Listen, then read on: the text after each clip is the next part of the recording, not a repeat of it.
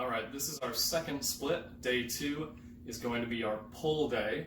However, for our warm-up, we're going to revisit a couple of the exercises we did on day 1. If you're having any soreness in your arms in particular, just lightly working the same muscle groups, getting that blood flow going through those muscles is really going to help with your recovery and reducing any soreness you might have left over.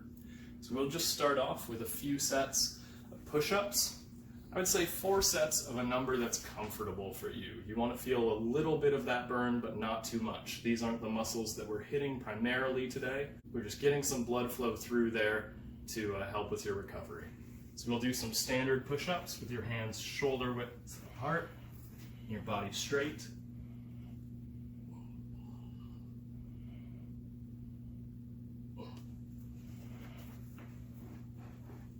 And we're going to do the same thing with some dips, just using a chair. You're going to put your hands on the side of the chair for a neutral grip. We're going to sit in front of the chair. We're just going to lift up and all the way back down. 4 sets of just a comfortable number of reps until you feel just that slight burn in your triceps to help you recover from all the push-ups we did on day 1. Okay, now we're going to get into some of our pull day exercises. What we're hitting first is your upper back, the muscles around your shoulder blade, the rhomboids, as well as your lats. That's the muscle along your side that helps draw your shoulders down. Okay, so we're going to start with some wide grip pull-ups. I'm just going to set as wide as you can comfortably do on your pull-up bar. And just bring your chin up to the bar and back down. We're going to shoot for 4 sets of 12 pull-ups. If you can't do that many, that's absolutely fine. Just do 4 sets of the most that you can do. If you're used to doing a lot of pull-ups, one way to make this harder if you don't have a weight belt would be just to go up slowly, stop at the top, go back down slowly. All of these exercises, we want to really focus on being slow and controlled. That helps us get the most out of our exercises, even if we have a really low weight. After our wide grip pull-ups, we're going to change to a close grip with your palm towards you. We're going to do some chin-ups. Put your hands as close together as you're comfortable with. Bring your chin up to the bar. You really want to focus on bringing your shoulders back as you come up. We're going to do 5 sets of as many as you can do.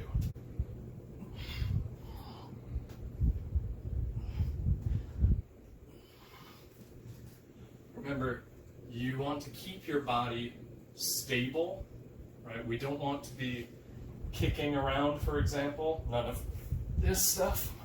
That's going to just make it a lot easier and take away some of those benefits you would get in your biceps and your upper back.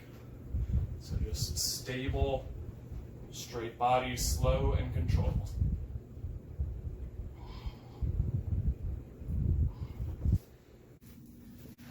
All right, we're going to continue working our lats using our book box again.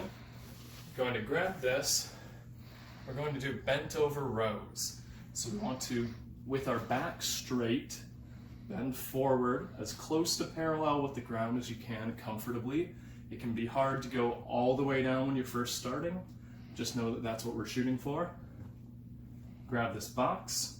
You're going to keep all the rest of your body in place and just bring this from the ground up to touching your torso and back down.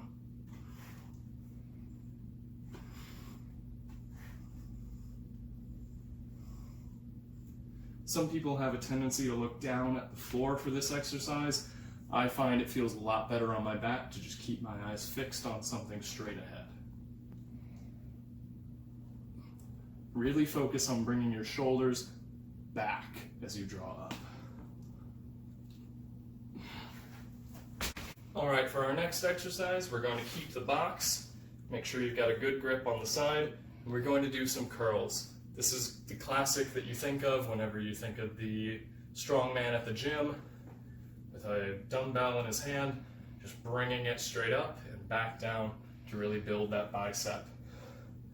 If we don't have dumbbells, we're going to have to improvise. We can keep the essentials of the exercise the same.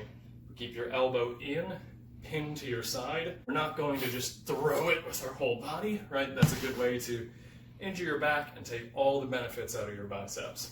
We're just going to keep stable with a proud chest, looking straight ahead. Curl that box up and back down.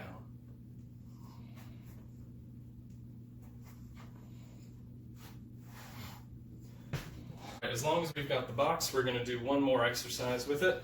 We're going to do shrugs. This is an exercise you really want to be careful about the weight. If you go too high, too quickly, you can tend to tweak your neck. Done right, this exercise is going to build up your traps.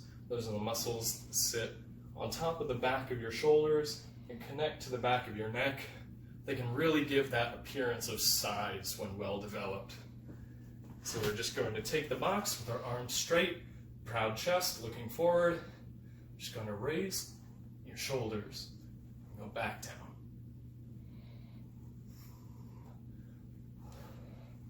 As our day 2 routine has been a little bit shorter so far than our day 1, we're going to use some of that extra energy to really hit our abs. Okay, we're going to start with a variation on the crunch. So we're going to lay flat on the ground and put your hands underneath your hips here. So it should be right around the small of your back. Going to stick your legs out straight. We're just going to lift up, bring your hips off the ground, and go slowly back down. Up, off the ground, back down.